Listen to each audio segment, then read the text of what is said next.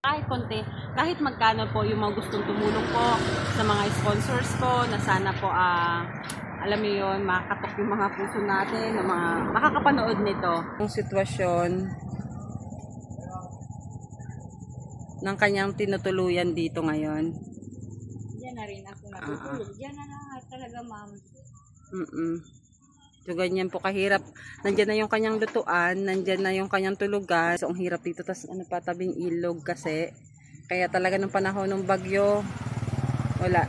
Talagang silang silikas talaga sila. Sobrang nakakaawa po talaga ang sitwasyon. Na sana po yung mga gusto pong tumulong, makapagbigay ng kahit kunting tulong po sa kanila. Pwede nyo po akong i-message. Yan po. Mama, ipaabot natin kay Nanay Renita kasi kawawa po talaga, may sakit pa po si Nanay, sakit sa puso, meron siyang goiter at meron din siyang sakit sa baga. Sana po yung mga gusto po sanang makapagbigay ng tulong po, maipaabot po natin sa kanila.